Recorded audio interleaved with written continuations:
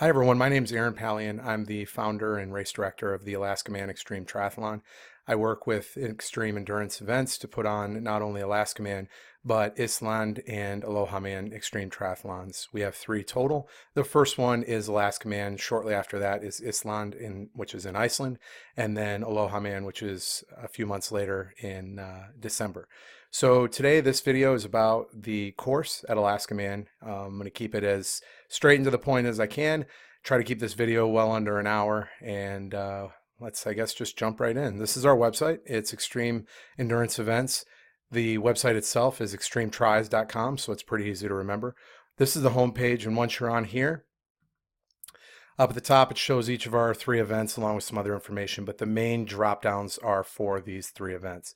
So one of the other things to keep in mind is that we still have akxtry.com, hixtry.com, and islxtry.com, but instead of going to separate pages, those are now consolidated onto this. So if we were to type in akxtry.com, which is our old website, that will forward to extremetries.com/that. And if you scroll down, this is the event-specific landing page for that event.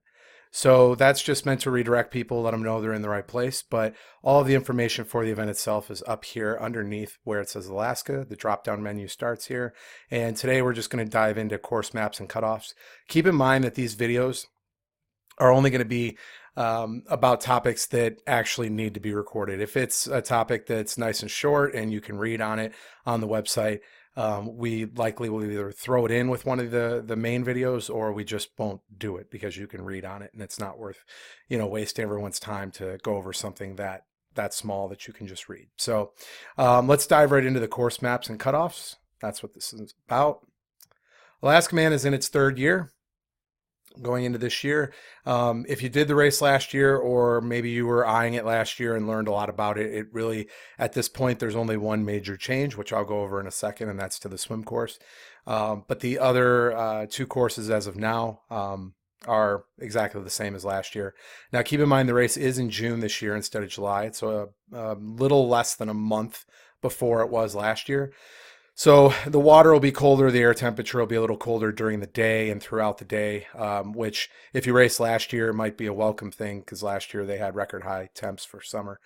But keep in mind that at any time, just like any year we've had any of these X-Tris, whether it's weather, whether it's the extreme environment, whether it's wildlife, there's a number of different things that are outside of our control, more so than a normal triathlon.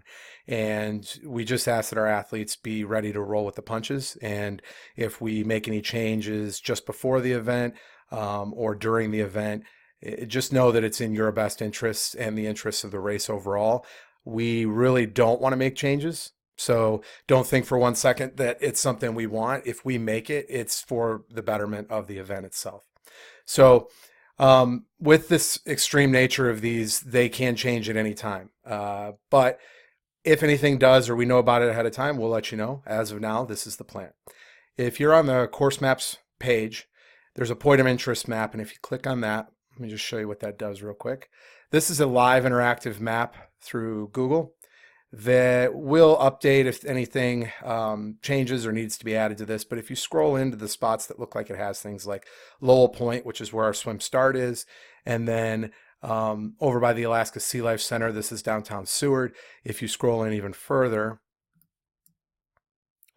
it shows you where a number of the things are that have to do with the race. Sure, there's restaurants and things like that that are on the map already, but we've added things like right here, you'll see packet pickup, and it tells you where it is on the second floor conference center.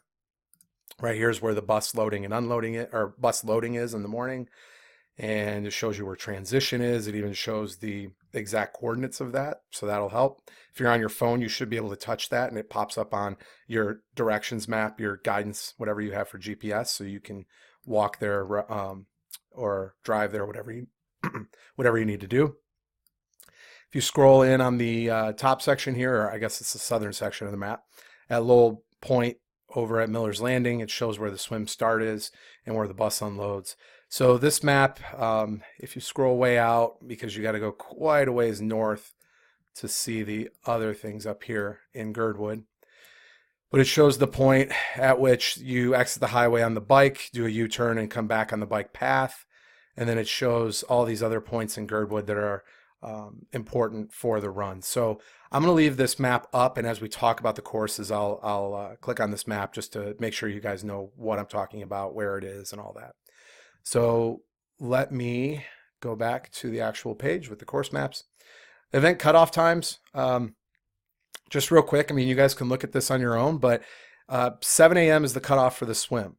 So it means you have 2 hours and 30 minutes to complete the swim from the time that we start it. Everyone starts at the same time. It's a mass start.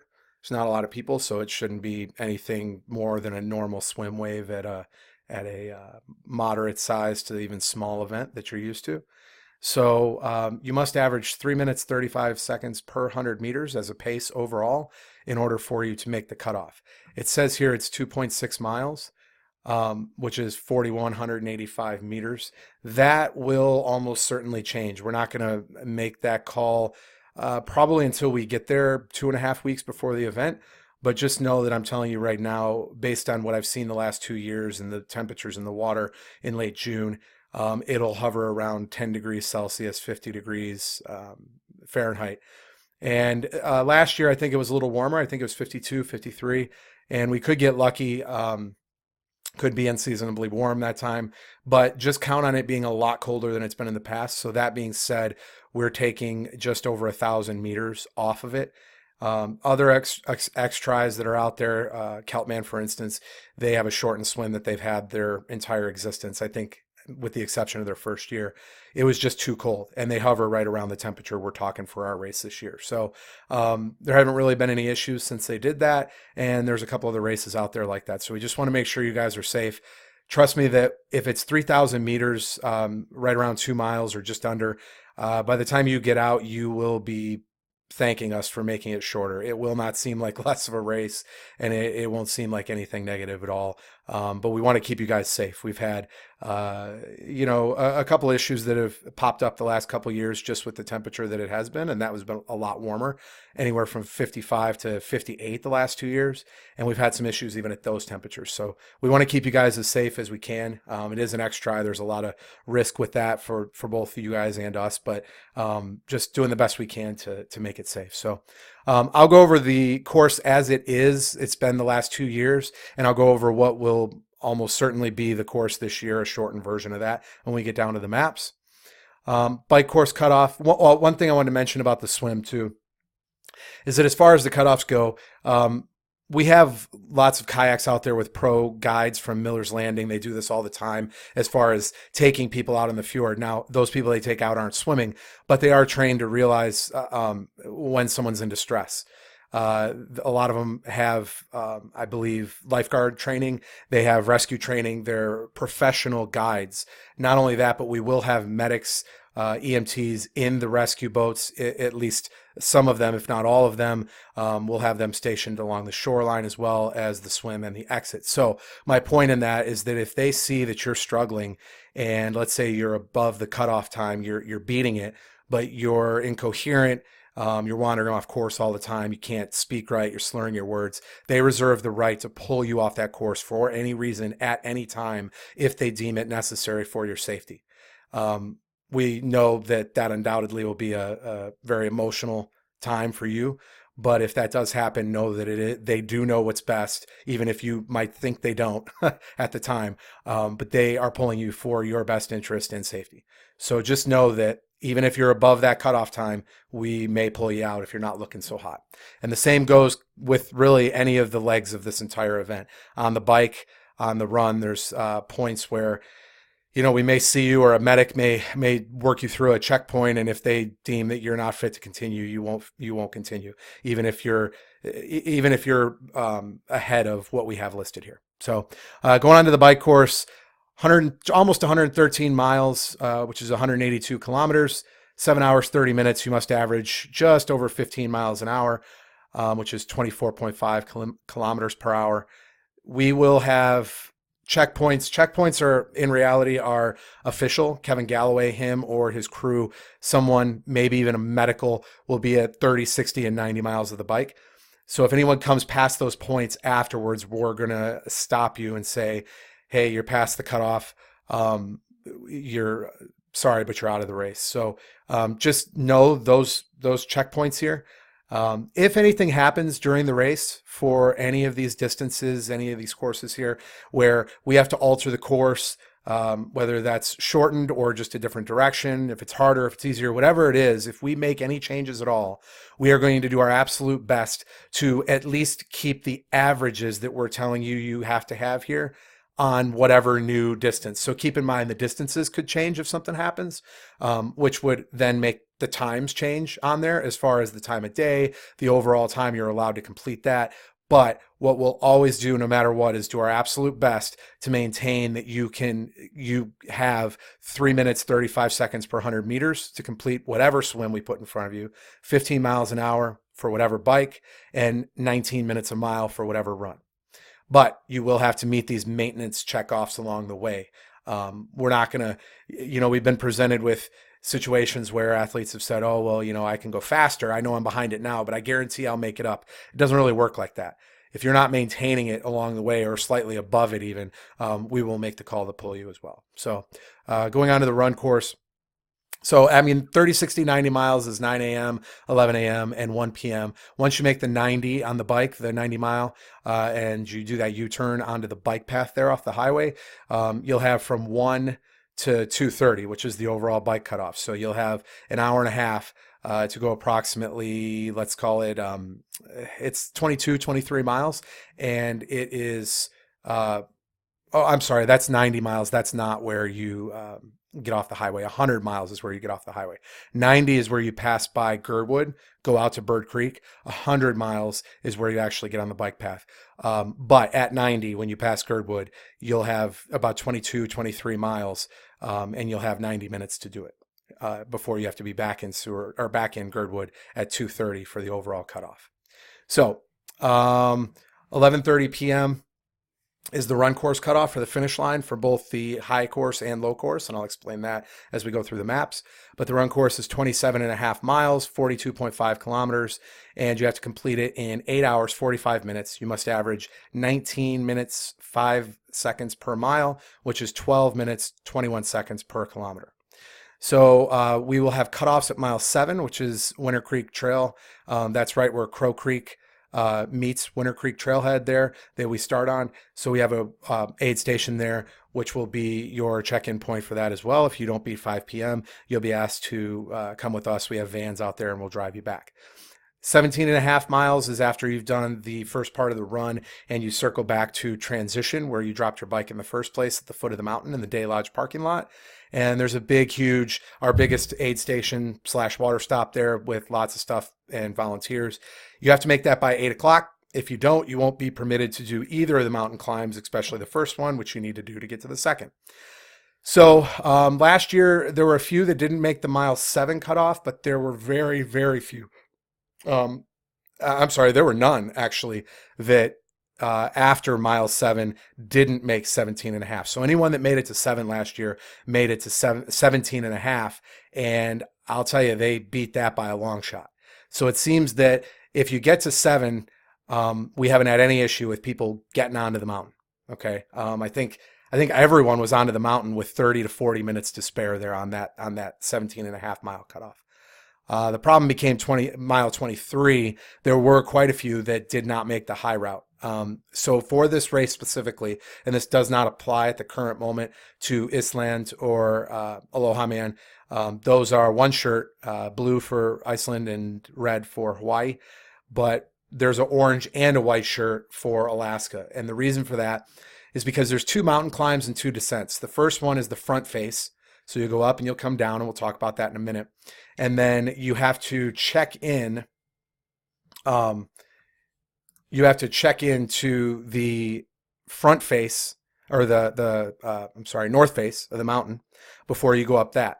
So if you do not make it to 23, which is the check-in for the north face of the mountain by 9 p.m., you are diverted down onto the main road, which is still, at that point in the day, it's still very challenging. It's rolling hills for sure. And you do 3 lengths of that road. So you go out to the U-turn. The U-turn point is the parking lot where T2 is. You'll come all the way back to the mile 23 checkpoint, and that'll be 2 lengths if you do that, and then you'll go all the way back and you'll finish. So 3 lengths of that is low course. That's about 4 miles, and that's the distance that the high route would have. If you make that 23-mile checkpoint, you'll be allowed to go up. Last year it was a certain percentage and the time. This year it's just the time. If you hit that by 9 p.m. and you want to go up, you can. If you don't want to go up, then you're always welcome to choose the lower course. That's definitely an option, but that is a white shirt. Orange shirt's the top. So once you check in to go up the mountain, if you make that 9 p.m., it is on you to do the next 4 miles. That's the ascent and the descent, and to make it down by 11:30 p.m. We're not going to have any spot along the way of those 4 miles where we have checkpoints and make sure you're hitting, certain times to get down. We send somebody up on the mountain crew, the mountain rescue, that they work the mountain ski patrol. They go up at 9 o'clock and they start to do a sweep of the last 4 miles. If they catch you, or if you're the one right at 9 o'clock and you go with them, you have to maintain their pace. And then if they catch anyone along the way that can't hold their pace as they finish the course, then you're out. That's how it's going to work. And they will hold about a 19-minute per mile pace as they do the last 4 miles. So that's how we determine the cutoff there, just to make sure we've gotten everyone off the mountain safely. All right, so the swim course. Let me download this map. All right, guys. So this is the old swim course. Most of what I'm going to say pertains to both swim courses, this one and the one that we will certainly have this year. So let me go back to the athlete site map. And if we go down, sorry guys, if we go down to Seward,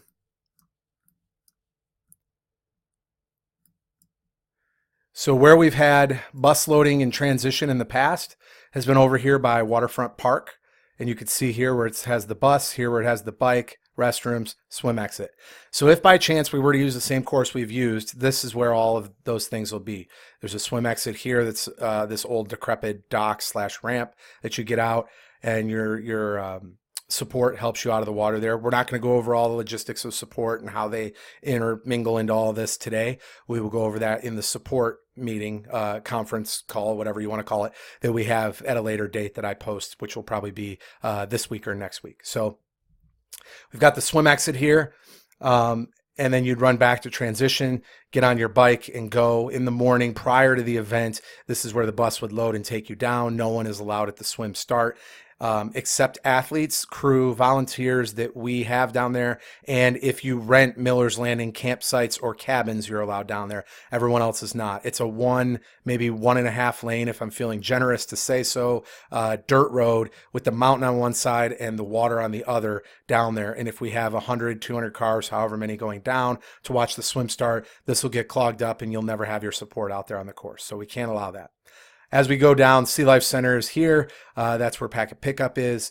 And just before I go to the swim start, where we want transition to be this year, and I'll know for certain this week on if that's a viable option, which I think it will be, it's this parking lot right here. The Sea Life Center, we'll set it up like midnight, 1 a.m. Saturday morning, really easy setup. You come in the morning and check your bikes in there. And the buses would leave from there. That's where transition would be instead of up here if we make that change. So the buses will bring you down, and where the swim exit was up there in Waterfront Park, the swim exit now we're looking at to make it about 3,000 meters, just around 2 miles, would be here at this very gradual gravel exit here, this beach exit by the waterfall. The waterfall is huge. It's loud. It's on the other side of the road. There is a creek that runs down here. The water is really, really cold here because of all the runoff from the waterfall. You do get a bit of the current, but if we exit you south of that, you're not going to hit too much current. It will be cold. It'll kind of be like a punch in the face, but it'll only be for 100 meters, 200 meters as you come in. It's kind of a cool ending, and to get out with the backdrop of the waterfall there is absolutely great. So your support can walk down to this exit. People can gather on the beach, pull you out, and run, walk, carry, whatever it takes. They'll get you back on Railway Avenue over here to transition. So another reason safety-wise that this is much better is because If you've done the race before, or you even just look at the map, our course is a straight shot, but the old course hooks around the edge here of the land as it goes towards this old swim exit. It's extremely difficult for kayaks and boats to see anyone around this edge. And then by them following athletes or swimmers over here, they really start to spread out and it becomes harder to manage. So not only is it safer in this colder water to have it shorter like this, but they can keep a direct eye on the entire thing. The line of sight is great from start to finish, because even from the start, you can see the Alaska Sea Life Center in the morning, the lights of Seward. So it is a lot better for safety as well. So I'm going to go back over here. I'm going to show you the bus will come all the way down that road. It'll drop you at Miller's. It'll get you there about a half hour early. Miller's has a boat ramp here. They do tours like fishing and kayak tours of glaciers and the fjords, and they have private tours, private fishing tours, scenic stuff. It's amazing. And they can book out things that don't necessarily have anything to do with them. If you want to have them book your hotels and, if you want to take a cruise or something, obviously those don't have anything to do with them, but they're kind of like they're booking / travel agents as well in that regard. Chance, one of the owners at Miller's, told me that if anyone needs any help of any kind, even if it doesn't concern them directly, call him and he'll help them make accommodations if he can. So they've been absolutely amazing, as is everyone we've worked with in Alaska. So we're super excited to be back a third year, and we really love how welcoming the state and the area is. They'll drop you off here. Restrooms are over here, this red tin roof building. Be real quiet, guys, when you come down, because there's quite a few people that'll be camping that are not part of the event, and we can wake them up if we're too loud. So we'll gather here, and when the swim goes off, you'll be out here in the water, and there will be a kayak or two kayaks with oars up, different color. They wear vests that glow. They have headlamps with blinkers on them that we've provided. So we will identify the start kayak if you gather around that start kayak when the gun goes off, which is actually a flare. It is a physical flare gun, which is great. When that goes off, that's when you start. It's not like with a line and you got to make sure you're behind it. If you gather within reason around those kayaks, we are good to go. So let me go back to the map. You start and you follow the shoreline. You want to breathe. I mean, I'm not going to tell you how to breathe as you swim, but you definitely want to make sure you can breathe to your left, whether it's all your breathings to your left or every other one, every third one, whatever. But you want to make sure you are at least somewhat breathing to your left so that you can view the shoreline as you swim. You want to, as you look at it, make sure that your perception of it is that you stay a certain distance away. About 100 meters should do the trick. But whatever you deem safe, if you don't see rocks coming out, there shouldn't be ones right under the water. It's either kind of you see them or they're not going to be there for the most part. So as you're swimming along, just make sure you stay relatively close to shore. And we'll point out when you're there at the practice swim and even that morning about the distance. The kayak will start you about the distance from shore that you should try to maintain the entire time. The only tricky part is as you come around Lowell Point here, it is kind of rounded. So you do want to make sure that you're following the shore because the distance will change if you just cut across. You will get further out in this area, and that may be an issue. The kayaks and the boats are trained to kind of herd you towards shore a little bit and keep you close. And it's a pretty straight line. Now, this map shows the old course going around. Right here, where it hooks right, will be actually where you swim in towards the waterfall on the new course. So, again, that's about 3,000 meters. The temperature will be 50 degrees Fahrenheit, about 10 degrees Celsius, maybe even colder at points, especially the waterfall. It'll drop 5 to 10 degrees. But luckily, you don't have to swim through that. You just have to exit there. In the past, they've swam through that and then had to keep going about a half mile. So that was particularly brutal. So, all right, that's most of the swim. Now, we can't put buoys out because of the tide. It's so strong, it's so deep out there, it just doesn't work. So between the kayaks being on, and rescue boats being on your right, herding you towards shore, and you looking at the shore as you're sighting, at least periodically, you should be able to keep a relatively straight line. Now, what can you sight off of?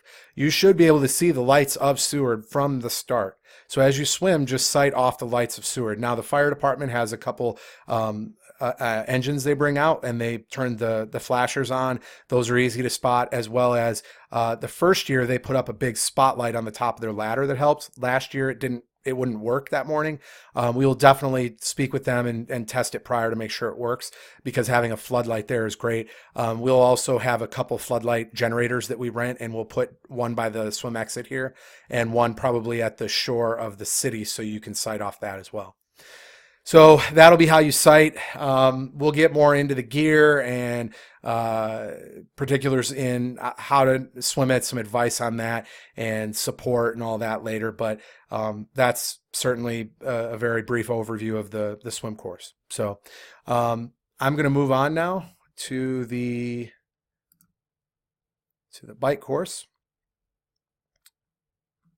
Just pull up the map here, guys. There's lots of interesting stuff on this page. If you click here, it's support pull-offs on the bike course. I list out all of the pull-offs and what distances they are on the bike course, what size they are, the type, whether or not they have restrooms. You don't really need this. It makes it a little easier on you. There's a ton of pull-offs, just know that. And if you give a range of, 2, 3, 4 miles that you want to stop when you're planning with your support crew, then they can get close and they can try to spot you. This isn't a particularly hard race to spot people in. This year there's probably going to be about 125 on the start line. You guys will be spread out. Plus there's tracking, which I'll talk about with the mandatory gear, and your crew should be able to track you fairly well. The bike will be the hardest place to do it, unfortunately, because of some dead zones for the cell service. So that brings me to the next part of this. We have coverage maps here that we've listed for the 4 major carriers. So just check that out and see if you're coming from out of country. I would recommend going to a store that sells SIM cards, getting a SIM card for the United States. It is definitely cheaper for most to do that rather than just rack up the roaming on their cell phone. We do require that the tracking app on your phone that we will give you links to is enabled during the event. So that is mandatory. So if you are from out of country, you definitely do need to look into how to make that work. You have plenty of time and you can ask us some specifics. So I've listed Strava maps, GPX files, if you want to load those up at all for both the bike and the run. Something to keep in mind, again, we'll go over this with support, but event mechanics and SAG support are not supplied by us. Chain Reaction this year said that they will likely come out and offer help when needed, but they are not by any means to be relied on in the morning to do anything with the bikes or during the event. It is just icing on the cake if they're able to help and your support isn't close by. But again, do not rely on them. If you rely on them and your support's not close by and you're sitting there, your day could be over. I'm telling you right now, we are not guaranteeing that they will be out there or that they will be out helping you. It's a big course. There's quite a few people to cover if they are out, and it could take hours to get to you. By then, your race will be over anyway. You are to be self-sufficient, both yourself and your support team.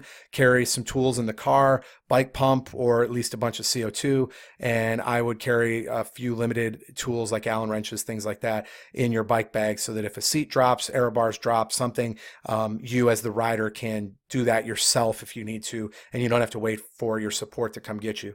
Especially if you're in one of those cell zones that are dead zones, how are you going to call out to your support?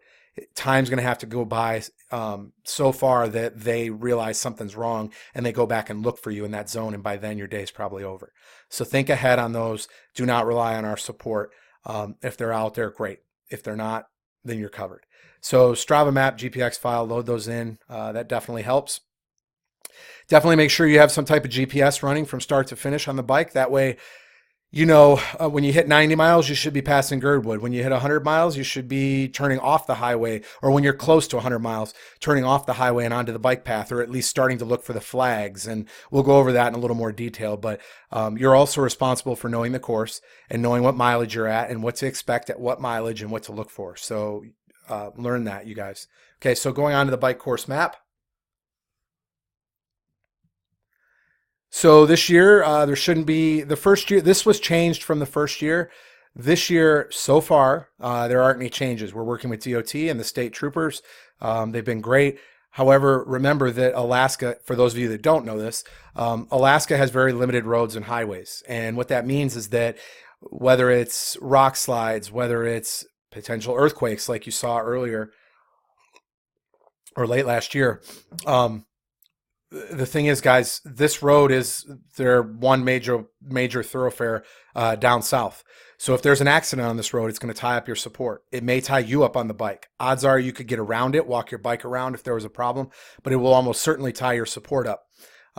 We've been lucky and had nothing happen. I think it's a lot to do with our education of our support crews because that's most of the traffic that's out there, but you never know what could happen. So head on a swivel, whether you're support crew or the riders, and just know that they have construction planned for years, every year for all the years to come foreseeably.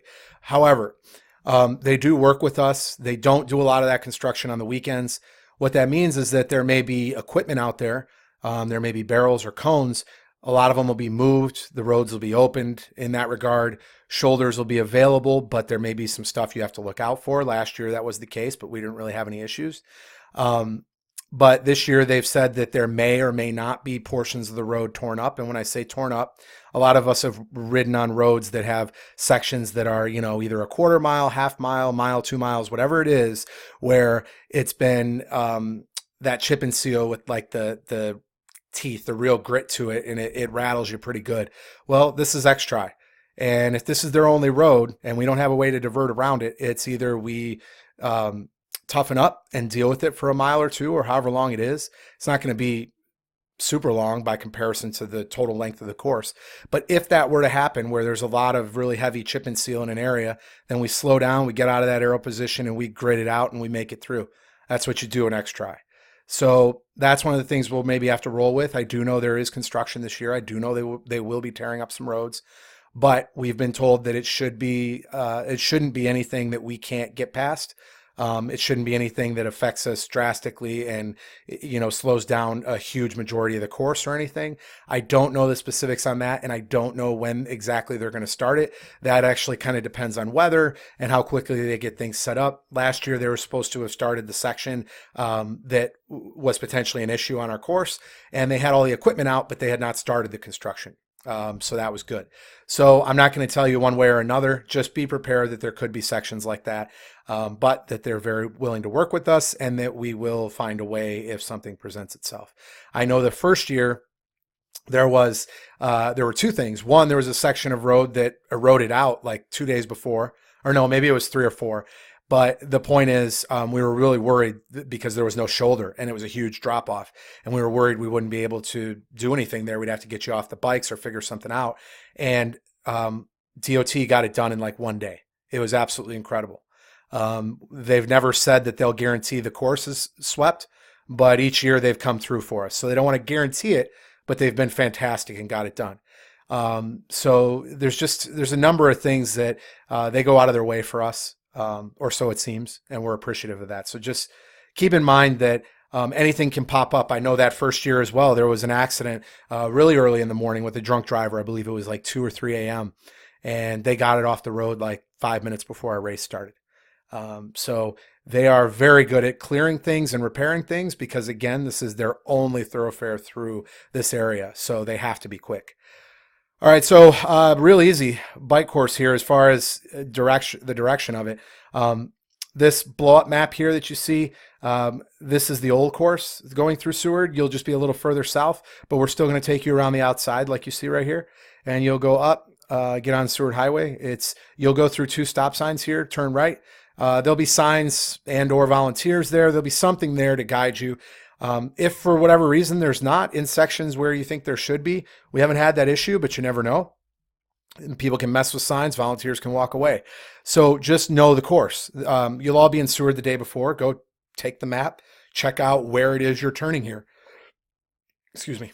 So there's stop signs here as well. You are not permitted on a bike to go through any stop signs without stopping and actually putting your foot down. You are not permitted to go through any lights that turn red. You have to stop just like any car. You are upholding the laws of the road. You are treating yourself like a vehicle out there. Any normal bike laws, they're to treat you with respect. You're to treat them with respect. We do not have police on this course that are out there for any other reason other than to just look out for crazies in cars that would do you harm. We don't have those. We haven't seen those, but that is why they're out there. They're out there to help reduce risk for you guys. They are not out there to stop. They are not out there to stop traffic in any way. They're not out there to help you through intersections without stopping. Obey traffic laws and everything will be good. Okay. All right. So all the courses are completely open on this course, on all the courses. We can't shut anything down, back anything up. Same goes, and I know I talked about the next meeting will be, or the next video will be on support, but let me just say real quick, so it's in this meeting as well.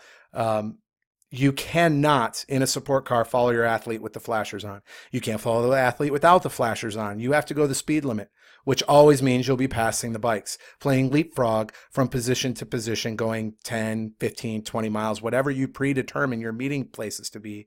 That's where you need to leapfrog your athlete to get to. Now, that undoubtedly will adjust during the race. Some of you will have good races where that doesn't adjust. And a number of you will have races where things aren't going according to plan. And instead of every 20 or 30 miles, you'll have to go every 10 miles. That's fine, but you still do not follow your athlete. You don't block traffic. You don't make unsafe turns. Follow the rules of the road, whether you're on the bike or in the support car as you go. So if you stay on this highway, there is zero chance of you getting lost. It is one highway, the only actually three turnoffs you could make. There's a couple side highways here going up, and there's one up here. There's a road, Portage Glacier up here that you could turn off of. But the only way that you would get lost on this bike course is if you actually turned left on Sterling or Hope Highway, which are on the left, or Portage Glacier, which is on the right. And you would actively have to try to turn off the main highway, which is Seward Highway. You would have to cross the highway on the left turns, and you would have to veer a very sharp right 90-degree turn onto Portage Glacier to get off this road. So if someone tells me they're lost, one of two things. They're either not lost, like if support were to say someone's lost, they're not lost. They either went by you or they're just having a slow day and you're miscalculating their times, or they turned for no reason, which I don't know what to say in that case. Stay on the road, on the main road, all the way to about mile 100. I think it's, if I were you, around mile 98, 97, 98, I'd be on the lookout for flags on your right, big 20-foot flags that have the Alaskaman logo. They're orange and black, and you're going to exit the road up here. Most of the climbing you're going to do is all in this area. So you'll hear people comment that there's areas where the shoulder is almost non-existent and there's a lot of dangerous curves and all that. And that's correct. There is. That's going into Moose Pass. So from your time Seward through Moose Pass, which is about mile 30, there are quite a few areas where the shoulder is very big and you feel extremely safe. And then and it'll go in and out. You'll have those areas and then the shoulder will get really narrow. And then for no reason, it'll go really big shoulder again. And then as you get towards Moose Pass, it'll go down to a very, very narrow shoulder, almost non-existent, and a guardrail and all that. And then it'll stay that way for a little bit in here as you go around Moose Pass.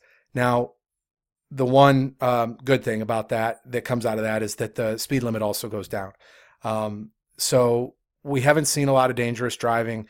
We haven't seen a lot of dangerous cycling that would put people in danger there. It is a scary thing on the bike going through here. If your bike handling is not good, I would recommend that you definitely practice that. I'm not saying go out in heavy traffic and practice. I'm not saying that at all. But I would make sure that you are in good control of your bike, that you can quickly look over your left shoulder if you need to without turning your handlebars to follow. I would make sure that you can steer with one hand while you grab a bottle and drink out of it without problem.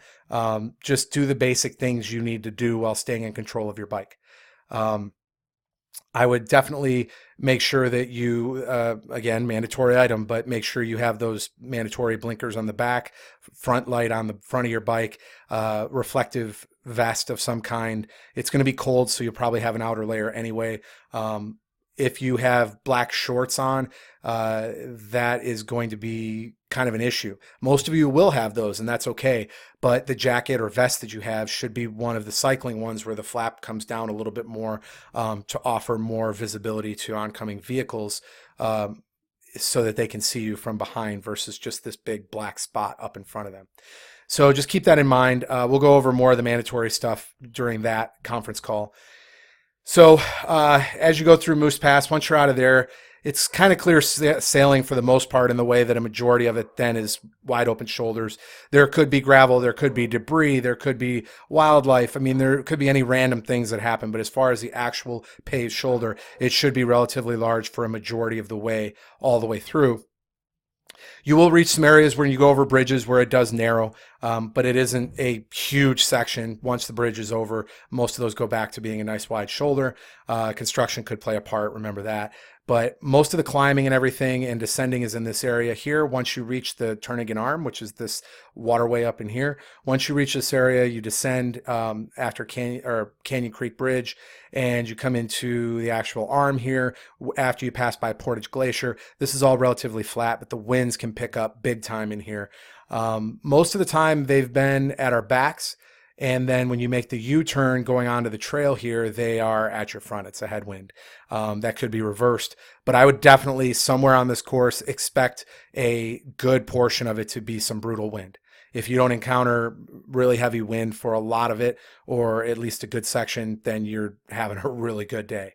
I know last year it was pretty good until they made this turn at mile 100 onto the bike path, and they expected to get kind of a break being off the highway and everything. And not only is the bike path winding, there's a lot of climbing on it. There's a lot of blind corners due to vegetation and trees and things. So it is mandatory, for one, that you have bear spray. It's mandatory that you're up out of arrow, and the wind can be absolutely brutal in this section, offering almost no relief. So just be aware of that. And as far as bear spray goes, that's a mandatory thing because, you know, people laughed at me last year when I said to do that, but we had reportings of, I think it was 6 bear sightings. I don't know how many of those were the same bears, but I had 3 different people call me about 2 bears each during the event.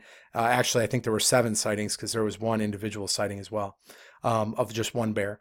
And they weren't aggressive or anything, but they sat on the path and then they'd wander off. So if you come across a bear, we'll talk about what to do in those instances as well.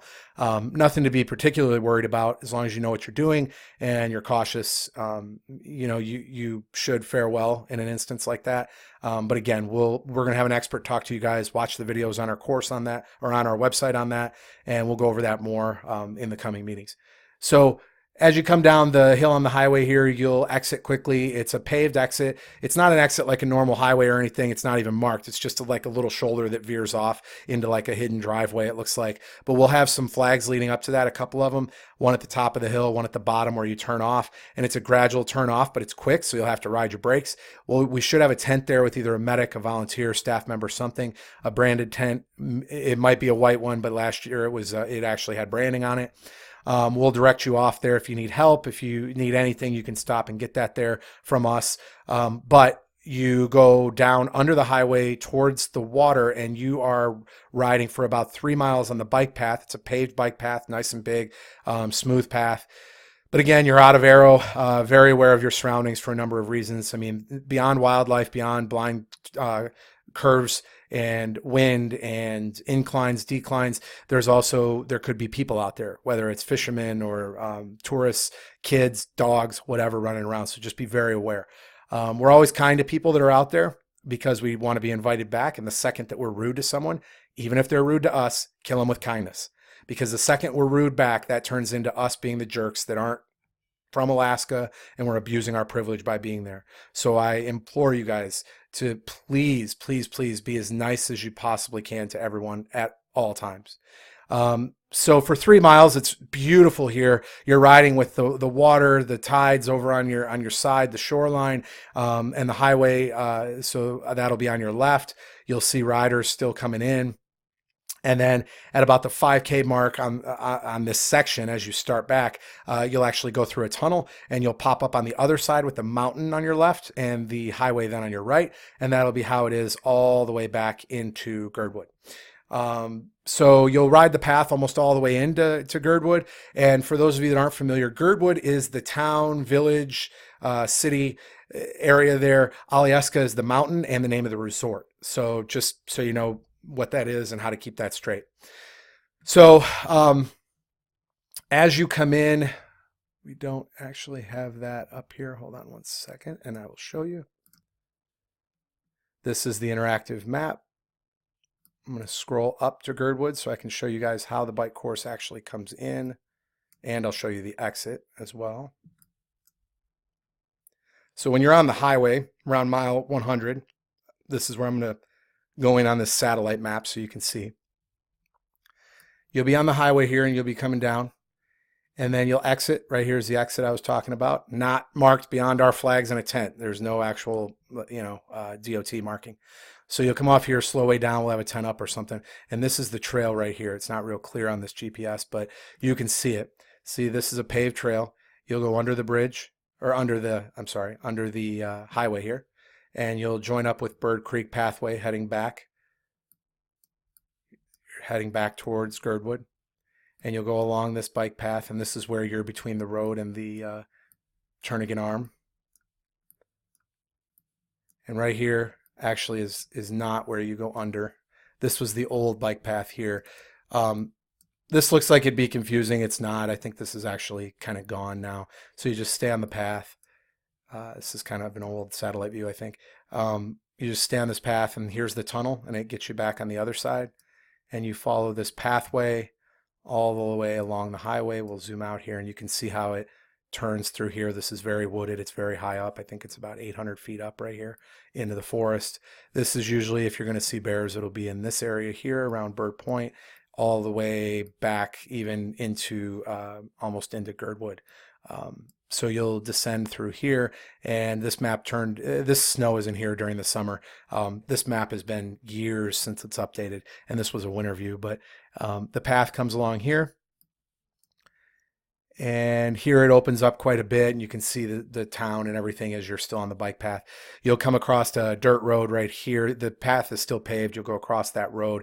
It's paved. The dirt road turns to pavement right here. So you'll go across here. We'll have somebody in here and some signs, flags. We'll talk about that later and at the meeting, but just know that there's a fence line here, and you follow this fence line, and this is where the train comes in. And the path follows this fence line, and there's a climb here, and the path dumps right out onto Alyeska Highway. So the path actually turns and goes up. It's a sidewalk at that point, follows Alyeska Highway. When I say highway, it's the biggest road in town. It's not, I mean, technically it's called the highway, but it's just a 2-lane road. It really, it's got a big shoulder. There's not a ton of traffic. I mean, there can be at times, but usually during our event, there's not a ton of traffic on this road that isn't support car related. So when you come out on the pathway here, we actually run the runners down this and U-turn them on this path. So we need this path for the run. So we can't have the bike turning up here. So we cross you, actually. We have some crossing guards here. On this path, we cross you across Alyeska Highway, turn you left, and you ride on the shoulder of Alyeska right here. After you cross, you ride the shoulder of Alyeska all the way up. This is a steady, annoying climb all the way up because you think you're done with the day. You're like, I'm almost there. This is great. This is easy. And it's not easy because I believe it's about 3 miles to get back up here. And again, if there's any stoppage in here, traffic signals, or there's no traffic signals, but there may be at a crosswalk some pedestrians or something, you do have to stop for that. I've never seen it. The timing and the luck would have to be pretty bad for you to encounter that. But just know that that's on you to obey those rules. We do put our own crossing guards at the roads, so that shouldn't be an issue. You're going to follow Alyeska Highway all the way up to Day Lodge parking lot right here. So you'll be on Alyeska Highway, and you'll come up.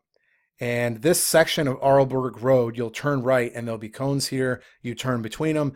And this section here, you can dismount anywhere in here you want. And we'll have a couple racks set up. Remember, those are temporary. You can't leave your bike. Support's got to put it back in the car. If you're running with your support from the beginning, then you both put it back in the car, but it cannot stay there. So anyway, you dismount in here, temporary storage on those racks for your bike. As you change, there'll be some restrooms. There'll be a big area where there's water, Gatorade, all kinds of groceries and volunteers and stuff like that. But your support will actually drive down this road here, and they'll park in here. They'll bring your stuff up, and they'll meet you in this area. Beyond me saying that, it's kind of show up and walk this way and you'll see exactly what we mean kind of deal. It's impossible to miss. Finish line's right here. Mountain check-in is right in here. The run starts and goes back down this way, which we'll talk about in a minute. So this area here, Day Lodge, is kind of the hub of everything. And if you've done the event in the past, this year what we're doing that's new is this Day Lodge area here. there's actually Sitsmart, which bar and grill right here. And this is where we're going to have, this is where we urge everyone to go for post race. Now, if you go here for post race, just know it is additional charge. We have nothing to do with it. We recommend that because you can see the high level part of the run here, and you can see them coming down to the finish. It's cool for support slash spectators to hang out, have a beer, have a meal on the patio, watch the event, hang out the day of. That's really cool. And then after the event, you can go there, you can buy drinks, whatever you want to do. But we used to, at the actual resort, have the day after brunch and everything. This year, to make it a little more rustic, to have it all in one area, make it a little more inclusive for us and everything, we're going to have all of that at Sitsmark the day after. They're going to run like just some breakfast plates with potatoes, eggs, bacon, some vegetarian stuff, fruit, things like that. Something real simple where you pay as you go. If you've already paid for a ticket, we'll apply it to that. But that'll be the day after as well, the brunch, the awards brunch that morning. We'll take the picture out here as well. So that is another big change that we made. So anyway, you got off the bike, you came into here, you met your support, and now we're going to go on to the run. Okay. One thing I want to mention, I'll mention it again for support, but this is, I have the exact mileage I'll go over during the support, but see this big X? It says no support beyond this. If support vehicles are found beyond this, and you will have a sticker with the number of your athlete on the car, it's an instant DQ for your athlete. No excuses whatsoever.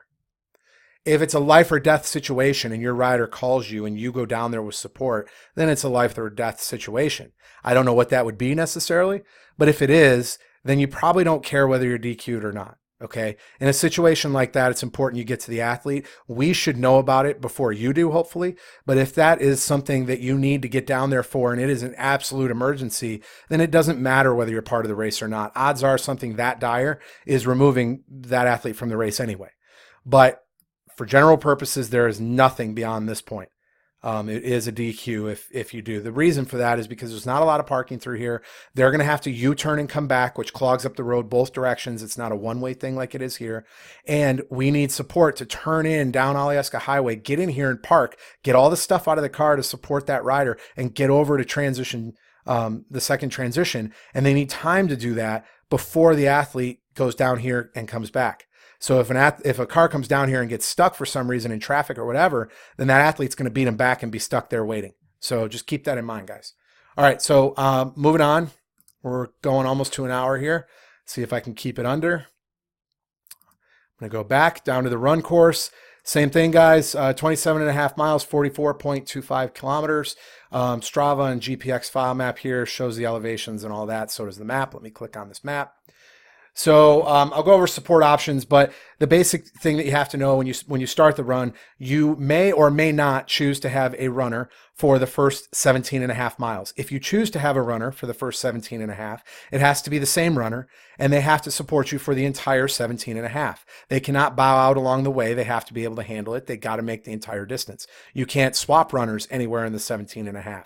If someone starts that support as a support runner with you at mile 0, they have to complete the entire 17.5. That same runner can do the remaining 10 mandatory on the mountain if they are a very, very strong runner, because they're essentially doing the marathon plus distance with huge climbs and descents twice on this mountain. So if they're exhausted after this first 17.5, I can guarantee you they are going to ruin your race for you, because you will have to wait for them and you cannot continue without your support as they do the mountain, and they will likely be zapped. Do not underestimate this. And if your support, athlete support, doesn't matter. You're on that stair climber, you're on that treadmill doing the big inclines, you're out there on actual mountains, you're actually on the rolling hills, you're doing strength training with the weights, you're doing everything you can to strengthen yourself. I would say that speed and strength, the best you can, is definitely a factor on the first 17.5. And I would say that really it's just all about strength and endurance on the mountain sections, both up and down. There are flatter sections here or there that you want to take advantage of and probably jog them, run them, whatever you can do if you have that in you to just make up time. But a majority of this mountain is about strength. coming down and both, or going up and coming down the mountains as well. Many people said that both descents were more killer than the climbs. So just keep that in mind. I would definitely, a majority of this is gravel / dirt, rocks, grass, whatever. I would recommend trail shoes of some kind. If you're not a trail shoe fan, just get a stiffer shoe, maybe a hybrid between the two. Definitely do not attempt this, would be my advice on a normal running shoe. The steep ascents and descents on the mountain will definitely punish you with those. As far as poles, I would recommend poles probably on the descent. I mean, I've done this mountain, the whole mountain section, both climbs up and down numerous times. I've never used poles, I think, and I really haven't had an issue. But I am a terrible person when it comes to descending a mountain. Super slow, super awkward. Climbing, I'm pretty good. The flats, I'm good, but descending, I am absolutely terrible. I should probably use the poles. I think I would be much better because you can slam those poles down and alleviate a lot of the pounding on your quads, as well as it helps balance you as you go down. You can run faster with them. So I'd recommend that. And if you buy a carbon set, you can carry those. You can pick them up on your way back through T2, which is the mountain check-in at 17.5. You're certainly welcome to get whatever you need going onto the mountain. So you could pick them up there. So just keep that in mind. All right. So as you come down, you're going to be on the sidewalk here with support runner, without support runner, whatever, doesn't matter. But you're going to run down the sidewalk here. It's going to be against the normal flow on a sidewalk. You're going to stay to your left. And the reason for that is when you do a U-turn and come back up, you have to veer off onto Crow Creek Road, and I'd prefer that there weren't any crossovers. Odds are if you stay on the right the whole time, it won't matter because you'll be so spread out, you shouldn't cross over anyway. But try to stay to the left side of the sidewalk. You're going to run all the way down until we U-turn. You U-turn right by the National Parks office right here, which is right before the bikes actually shoot out and go onto the highway. So you'll see that. You'll U-turn. There'll be a sign. There should be someone there U-turning you as well. So you'll turn around, you'll run all the way back up. You'll stay on the left side of the sidewalk doing that. You'll veer off onto Crow Creek Road. There'll be a sign and volunteer there. There should be. But just, again, on your way through, most of you will come through Anchorage. On your way through, go up to Girdwood along Alaska Highway and check out where this forks off onto Crow Creek. So you see this. Know where this parking lot is. Know where Alaska Highway is. Know where this veers off. Know where the parks office is here, where your U-turn will be. See where the trail comes out, the paved trail comes out, so you know on the bike where you're going to shoot onto Alaska Highway. Do the research before the event. You'll U-turn, come all the way up, veer onto Crow Creek Road. Crow Creek Road is a gravel road. It is not paved. And depending on the time of year, how dry it's been, if any cars go down that, now here's the thing. If you're not a support runner and you haven't started the run with someone, support is not allowed in a vehicle or after you start running to run down here and join up with you. That is not allowed. If we see that, it's a DQ. You have to follow the rules. So all I'm saying is that no cars of ours, besides staff or emergency, should be down here, or the municipalities. No support should be down here clogging this up, making dust fly up. If it's a dry time of year or they just haven't gotten any rain, there will be dust that comes up in the air here. I recommend an Ultra Band. We sell them. And yeah, it's a plug to sell our own Ultra Bands. They're not that expensive. You can wear them around your neck. They can be headbands. You pull them up over your mouth so you can breathe and you don't have the dust flying in if there's dust on this road. We did not use Crow Creek Road 2 years ago, and it was very dusty, I remember. Last year, we did use it, just like we're going to this year, and there was no dust at all because it had rained or whatever a couple days prior. So you never know what you're going to get. I would be prepared to have some type of Ultra Band. It doesn't have to be ours, or some type of headband, something that you can put over your mouth if you need to, still breathe, and run up here until dust settles, if that happens. So you run up Crow Creek Road, and this seems like it goes forever, and it is a steady climb from the U-turn down here by the parks office all the way up to Winter Creek Trailhead. It is a climb that lasts forever. You will be asking, when does this end? My God, when does this end? It will end, but it ends around mile 7.5. So up here, it does keep going, but we will turn you off. Look for the sign that says Winter Creek Trailhead. We'll have a yellow sign with an arrow. Should have a volunteer to turn you off. You'll come off the road, run through the parking lot. On the far end of the parking lot, there's the trailhead to get onto Winter Creek Trail. We'll have a water stop there. They'll have water, Gatorade, and we'll have, we should have some gels, maybe some power bars, things like that. But know that there is a water stop at the beginning. There's one there at mile 7, 7.5, and then there's one at 17.5. There's nothing in between. So you have to carry a camelback or whatever you can to keep enough on you so that you can make these distances. If you're running support, treat them like they're your mules through this and make them carry extra stuff, enough for them and enough for you if you run out as well. If they run out, they should still be able to make the distance. They might be exhausted, but at least they get you there. You will need to get back here and then do more. So you cannot afford to be exhausted. If you have someone swapping off, if you have a support runner, then they'll be fresh and you'll be good to go. So just think about these things. As you run on Winter Creek Trailhead, it's really surreal through here. It's just huge pine trees, super quiet in the forest, absolutely gorgeous. You'll never forget this if you haven't been in a forest like this. If you're lucky enough to live somewhere like that or go through there all the time, then it may seem like every day to you, but I've been a lot of places, and this was absolutely beautiful through here.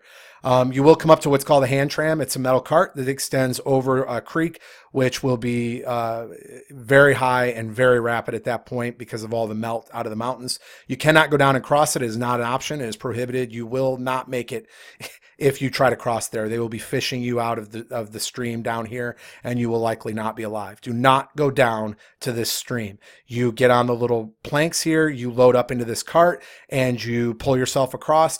Last year, and our plan for this year as well, is to have people there to pull you across on each side, pulling the rope as you're in the cart, and you just ride it across. And you look down at all the water underneath you raging by, and it's a grand old time. Worst case scenario, volunteers aren't down there. You load yourself into the cart and you pull yourself across. It's part of the event. It's part of being tough. So you pull yourself across this gorge here. Doesn't take that long. Now, that being said, we'll have a permit here, and we'll have signs posted and banners, and we should have people down there. You do have the right of way to cut in line if there are spectators, if there is tourism going on, and for whatever reason, there's just people on the trail lined up. Last year, there was a little line on each side. You do have right away there to cut in line. If someone's loading into the cart, that does not mean you push your way in ahead of them at that point. It means that if there's a line, you can go to the front of that line, but you cannot unload people out of the cart. If it's being loaded already or it's in the process, you let that happen. Be polite, be very nice, wait your turn. Yes, this will add time. Whether you have to wait a little bit to get in the cart or whether you are in and you're across as quick as possible, it will add to your time. But that is taken into account with the cutoffs and all of that stuff. So there's no, hey, I had to wait, 5, 6, it took me 10, 15 minutes to get across. Are you going to add that to the cutoff? No, we're not. Plan that. So if you are barely making the cutoffs now and an extra 10 minutes is going to kill your race for you, know that will do it there. So plan on that. Maybe I would suggest running a little faster through this section to get across that. There is a cutoff right here. Once you're past that cutoff at Winter Creek, if it takes a little longer on this cart, then not that big a deal. So you get across here. It can hold between 2 to 4 people depending on weight. If it's 4 people that are, low 100s, then it's probably okay. I still wouldn't recommend more than 2 or 3 in there. But if you're like anybody else and a majority of this sport is males and they're larger in X-Tris, just in general, definitely don't load more than 2 in a cart. So you get across, you exit, and you run on the trail. You come down here to the Nordic Loop. The Nordic Loop is especially brutal. And I keep saying that over and over. This run course is very, very difficult. So just let me take a break for 1 second and say this. We have talked to people that have done other run courses that don't have as much climbing, that aren't as technical, that don't have as much off-road running with it and climbing and all those things that make this course very unique. And they've actually said that this course seems easier, even though on paper it's not. What we've worked out with that is that there's a lot of this course that you cannot run.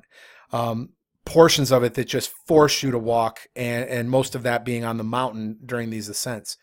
If a course is so hard that it's forcing you to walk and climb, it then becomes, in a way, overall, a little easier feeling than a course that's just easy enough or just outside of being hard enough where you actually can force yourself to run it, even though you shouldn't be running it. Ours is over the top in that regard, and it does force you to you have to walk sections. Your heart rate will still go through the roof, but you will find that you stop because you're walking already, you stop, your heart rate comes back down, and you pick it back up. Do not let that be deceiving, because it will tax your muscles to the point where you just feel like you've got nothing left. Make sure you're eating, make sure you're replacing your liquids and your food as you go along. Because this course will catch you off guard, and it will absolutely test every fiber of your being. So as you come down, this Nordic ski loop is a lot of just rolling hills through here. It is very difficult. There is upwards, I think, of around 700 to not somewhere between 700, 800 feet of climbing in here. But it's very rolling. You'll go past a couple places where you could turn into the Nordic ski loop. You're going to go until you hit the main turn in here, and there'll be a sign on a tree that's there permanently, not for us, but it says ski loop or ski area, I think. We'll have a yellow sign there. We should have a volunteer there as well. But that main turn in is where it's not the main entrance off the road. That's down here, but it's the main turn in off Winter Creek after you pass a couple that don't really look like turn ins, but you could. This one is the main one. So you turn in on that, stay on the right side, and you just follow the ski loop. It's a big, kind of soft, gravelly, well manicured, very wide path. You can drive vehicles down it. It's so wide. And you go around through here. You follow it all the way around until you get almost to where you think you're out of it. You can see the main entrance where the road is here, and where you could join up with that, we turn you around. I take you right to where you almost could touch that entry gate, and I U-turn you, and you go all the way back around. It's for climbing, it's for mileage, it's for all of the above. You go all the way back around, you'll get to where you joined on off Winter Creek here, and you won't go back onto Winter Creek. You'll follow the trail around, and then you'll get back right here to where that main entry is, where you can park, where to your right, you'll see people U-turning that haven't completed the whole thing yet, but you have, and you exit out. At that point, you'll follow the paved, it's actually the trail, the bird to gird trail that you were biking on and running on in the beginning. That trail actually goes all the way to here. You'll join up with that, and you'll run back towards T2. And you'll come all the way along Arlberg, which is the main road here, other than Alaska Highway, and that'll take you all the way back up, and it'll dump you into T2 in 17.5 miles. Okay, so that's all of that in there. 17.5 mile check-in is where you have to have support, whether it's the same support for the first part that you had or a new support or whatever, but you have to have support. We will check your bags for the mandatory gear to get onto the mountain, especially this year. It will be colder. There will be snow, a lot more snow than last year. We may actually have to alter some of this mountain course depending on how much snow melts and if we can get you through the areas we want to, so just be aware of that. Huge climbs coming out of here to the point where you can't run it, and you're just like, my God, your heart rate's shooting through the roof. But big wide roads you can take up. As far as wildlife sightings, know that you really can see bears anywhere. I mean, I saw some in people's driveways looking through trash cans in the middle of town last year. We had some on Crow Creek Road here that the police had to go out and chase off. We've seen them on the bike course. But I've heard most sightings called in the Nordic Loop here. And I've heard, and we have some people on mountain bikes that we enlist their services just riding around here, just so we have some more people in there with bear spray and phones and all that kind of stuff. But you should have your phone on you the whole time.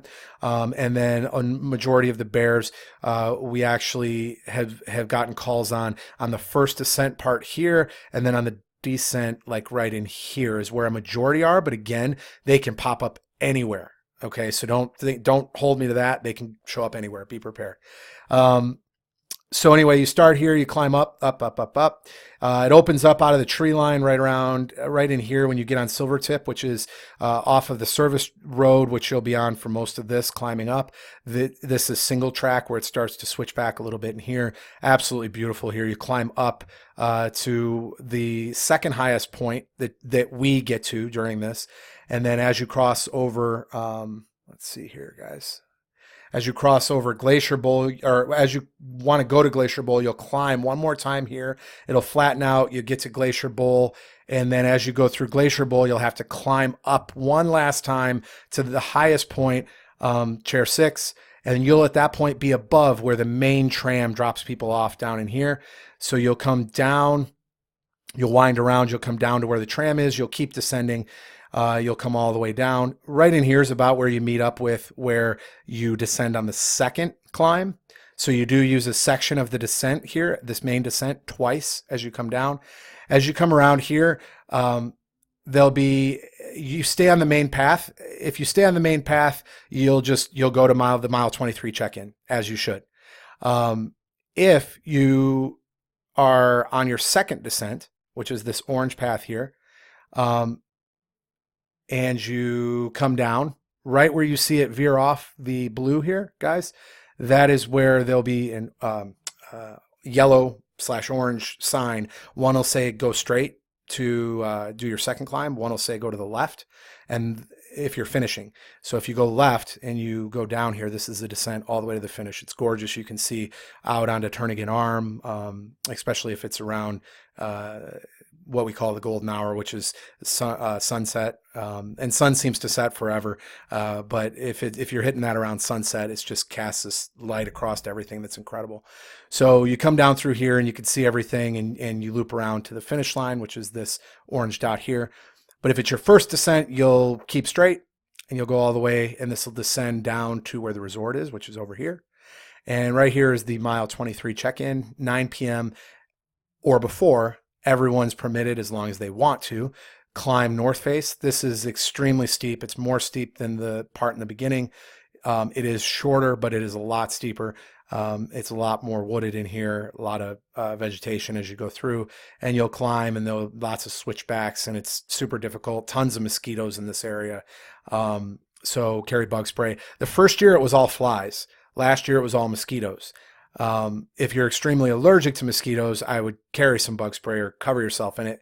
But I would also, if you don't have a reaction to mosquitoes, I don't. I hate being bit by them, but I don't really have a reaction to them. I don't put any bug spray on. I just get bit, and it is what it is. It's not a big deal.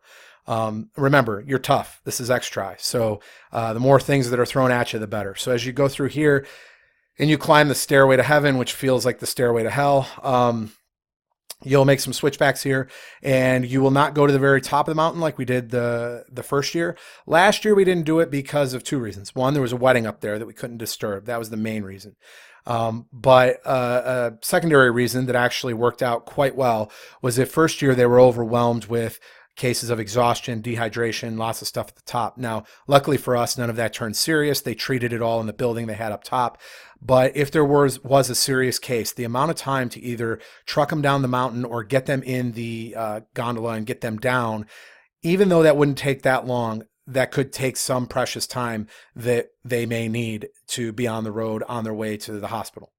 So the resort, not only because of the wedding, but they also requested that we have the finish down here in this parking lot, because if they run across the same situations, our medical and the resort's medical and their ski patrol can help field all the cases down here. And if we needed to, we could get someone in an ambulance and get them off quicker and treat them better down here. So it was a two-pronged effect. And even though there's not a wedding this year, we chose for the safety reasons to have it down there again. Now, that being said, not as nice a start or a finish, as having it up here, but with the safety issues, and what we've noticed is that this final descent is absolutely brutal. So it made our course harder as well, which we like. And there's a bigger area for spectators down here and all that kind of stuff down here. So just letting you guys know that it is a harder course with this. It is a safer course too. And again, we will have the finish down at our base camp level down here. So those of you that don't make this by 9 p.m., here's the cutoff we were talking about. This little white path directs you underneath the lift, the gondola, whatever you want to call it, the tram that goes up, and you join up with the road. And we'll have that marked with volunteers, signs, flags, things like that. And you run this, you'll do this length 3 times. So once I divert you, you'll come down, you'll do this whole length. That's once. You'll be turned around where the aid station here is, where you checked in. You'll turn around there, transition where the second transition was. You'll go back. That's the second. You'll check in with me again here, and then you'll go all the way back. That's your third, and you'll loop around to the finish, which is the same finish as everybody else had. Okay. So that's the low route. And let me tell you this, if you don't make the cutoff, I know it is disappointing. I get it. Absolutely get it. But I will tell you this, if you do not make this cutoff, you will certainly not be able to finish this route in time anyway to get to the finish. So don't think about it like, oh, I didn't make the cutoff, otherwise I would have got an orange shirt. I would think about it like, oh, I didn't make the cutoff. Now I have a chance to finish, and it's a way better chance to make that 11:30 cutoff than it would have been almost certain that I didn't make this, getting to that finish. Because be real with with yourself, guys. If you could barely make this cutoff to 9 o'clock right here, it only gets harder, steeper, and essentially darker too, during this climb. And if you barely made this, odds are that's not happening. We'll have to pull you before you even make it up here to the top of that second climb. So allow yourself to be disappointed. We know that happens, but try to get out of that as you're running these 3 lengths here. Have some fun, make the best of the situation, finish, and realize that even with the 4 miles that's different than that last 4-mile climb and descent here, this is still one of the hardest races on earth. And just because you do this white low course right here instead of the high route orange one doesn't diminish your accomplishment whatsoever. For you at that time, it's just as hard as a lot of the people that went up here. And I would say for even the people that went up here, this would still be challenging. Okay, so don't diminish your own accomplishment if you don't make this. Tough it out, finish strong. If you believe that you have a lot left and you're disappointed about not getting up here, I would ask that you run the hell out of this. It is still challenging, but it's not as hard, so run it. Show what you got left, run this, and make that 11:30 cutoff. Last year, we were very generous, first year for the low course, so we let everybody finish. This year, we will not stay out there till 1:30, whatever it was last year that we stayed out. It will be 11:30. If you don't make this, it's it. You're done. Okay? So I guess that's really about it. We'll have a water stop up here at the top where the gondola, the tram lets people off up here. That station, we'll have that up there. That will not be one that you hit on your, that's only the first climb. When you come down, like this is, I think, mile, let's say 20 and a half, 21. Once you hit that, there's no more stops all the way to the finish. Unless you're low course, then you'll, on your lengths that you do here, you'll hit this one. But if you do high course and you get that orange shirt, after you hit this stop up here on the first climb, there's nothing else all the way to the finish. So make sure you're loaded up and you're good to go. Spectators can take the tram up and cheer you on. They can cheer you on down here. Anywhere in the resort area, they can go cheer you on. However, they cannot support you. You can't have people joining in where we don't have the checkpoint. You can't have support runners tagging out at certain places. They can't go down on the tram and you join another team. If worst case scenario, your support can't do it and they fizzle out, you can't leave them. The only option you would have is that you call us. We know where you are. Ski Patrol comes with a ATV and gets them. And then at that point, you're alone, right? You're not permitted to go alone. So you have to wait for a crew behind you. When they come up on you, you have to go their speed. You can't go ahead. We have to know that you're now with that team and you have to stay with them no matter what. If they go too fast and you can't keep up, it's up to them if they want to slow down for you or not. If you want to go faster and they can't keep up, that's not an option. You have to slow down and keep their pace, even if it means you have to go low route. So just know that that's the case and we always have to know what's going on. Okay? And I think that is about it. If you guys have any questions at all, feel free to email us. You can also post in Facebook groups. Everyone's got suggestions there, and ask any questions that you need. But sorry, I did go over the time there of an hour. It's about an hour and 18 minutes, but I'm going to go ahead and sign off now, guys. And that's it. Talk to you soon. Thanks.